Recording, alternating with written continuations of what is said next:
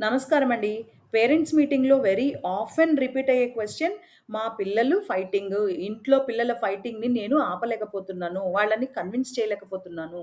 చిన్నప్పుడు ఏదో విధంగా కన్విన్స్ అయ్యేవాళ్ళు. ఇప్పుడు టీనేజ్‌లోకొచ్చేసారు. వాళ్ళు నా అంత పొడుగైపోయారండి. నా మాట వాళ్ళు వినడం లేదు. ఏదైనా సజెస్ట్ చేయండి అని చాలామంది పేరెంట్స్ అడుగుతూ ఉంటారు. సైకాలజీ భాషలో ఈ ప్రాబ్లమ్‌ని సిబ్లింగ్ రైవల్రీ అంటారు. సిబ్లింగ్ రైవల్రీ అంటే చిన్న పిల్లల్లో టాయ్స్ కోసమో, పేరెంట్స్ ఒళ్ళో కూర్చోవడం కోసమో కంపీట్ చేస్తూ ఉంటారు. కానీ టీనేజ్‌లో ఇలాంటి రైవల్రీ ఆ షేపే మార్చేసుకుంటుందండి. వాళ్ళ సొంత అక్కాచెల్లెళ్ళతో వీళ్ళ పర్సనల్ స్పేస్, ఐడెంటిటీ, ఇండిపెండెన్స్ కోసం ఒక టీనేజర్ పడే తాపత్రయం ఎలా ఉంటుందంటే, ఎప్పుడు వాళ్ళకే ఫ్రీడమ్ ఇస్తారు. ఎప్పుడు వాళ్ళకే అన్నీ కొనిపెడతారు. ఎప్పుడు వాళ్ళనే ఇంపార్టెంట్‌గా చూస్తారు. నేనసలు ఎందుకు పనికి రాకుండా ఉంటాను అనే వర్డ్స్ మీకు చాలా ఫెమిలియర్‌గా వినిపిస్తూ ఉంటాయి. ఇలాంటి కంప్లెయింట్స్ నార్మల్‌గా ఉంటూనే ఉంటాయి. కానీ they are not signs of bad parenting. చాలామంది పేరెంట్స్ నాకు పేరెంటింగ్ రావట్లేదు. నాది బ్యాడ్ పేరెంటింగ్ అని ఫీల్ అవుతూ ఉంటారు. కానీ that is not the sign of a bad parenting. But how we handle అనేది డిసైడ్ చేస్తుంది. Whether it becomes a bond or a battle among them. అది తెలుసుకోవాలంటే as a parents our job is not to compare or control but to guide them towards mutual respect and understanding. Siblings కాంపిటీషన్‌ని కనెక్షన్‌గా ఎలా మార్చుకోవాలో చూసేద్దాం రండి. Step 1, recognise the new reason behind the rivalry. అడాలసెన్స్‌లో రైవల్రీకి రూట్ కాజ్ కాంపిటీషన్ కాదు అని మనకు తెలిసిపోయింది కదా! Identity search. వాళ్ళ ఐడెంటిటీని వాళ్ళు వెతుక్కుంటూ వాళ్ళు వేసే అడుగులనమాట. సో, ఒక అమ్మాయికి గాని, ఒక అబ్బాయికి గాని మీరు ఒక ప్రివిలేజ్ ఇచ్చినప్పుడు ఇంకొక చైల్డ్‌కి వెంటనే ఎక్స్‌ప్లనేషన్ ఇవ్వకపోతే వాళ్ళ మధ్యలో రిసెంట్‌మెంట్ పెరిగిపోతుంది. రిసెంట్‌మెంట్ అంటే అది ఒక నెగెటివ్ ఎమోషనల్ స్టేట్ అండి.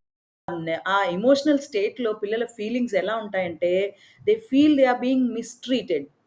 అది ఆల్రెడీ జరిగిపోయిన సంఘటన గురించి పిల్లలు అప్‌సెట్ అయిపోవడం, బాగా అన్నాయిడ్‌గా ఉండడం, అదే విషయం మీద పదే పదే వాళ్ళ సిబ్లింగ్ మీద గ్రడ్జ్ పెంచుకోవడం, ఇది చాలా సహజంగా జరుగుతూ ఉంటుంది.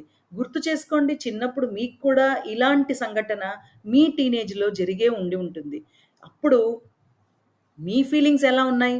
Feeling undervalued or unappreciated, being bitter about someone's success or treatment, ఇవన్నీ అందరికీ జరుగుతాయండి. కానీ ఇప్పుడు యాస్ ఎ పేరెంట్ మీరేం చేయాలి?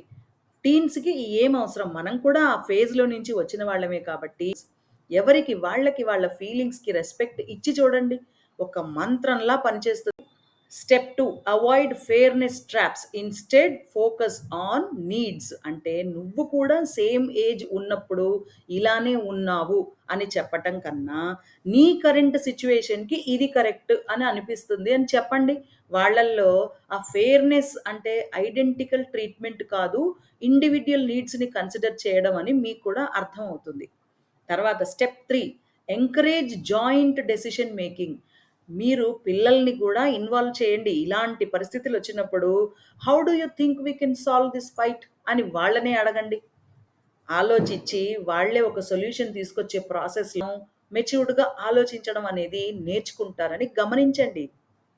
Step number 4, celebrate individuality instead of comparison. అక్కకి చూసావా ఎలాంటి మార్క్స్ వచ్చాయో అని చెప్పడం వలన వాళ్ళిద్దరి మధ్య రైవల్రీ ఇంకా డీపెన్ అవుతుంది.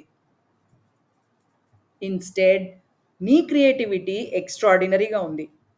నీ లాజిక్ చాలా స్ట్రాంగ్‌గా ఉంది అని చెప్పటం వల్ల ఇద్దరూ వాల్యూ ఫీల్ అవుతారు.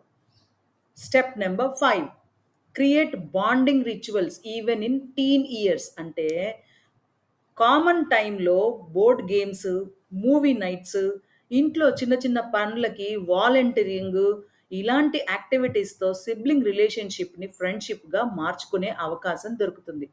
గుర్తుంచుకోండి, teenager rivalry is not about toys or books or pens. It is about respect and their own space. మీరు ఎంపతీతో అప్రోచ్ అవుతే సిబ్లింగ్స్ కాంపిటీషన్‌ని కనెక్షన్‌గా మార్చుకోవడం చాలా ఈజీ. నెక్స్ట్ వీడియోలో మళ్ళీ కలుద్దాం.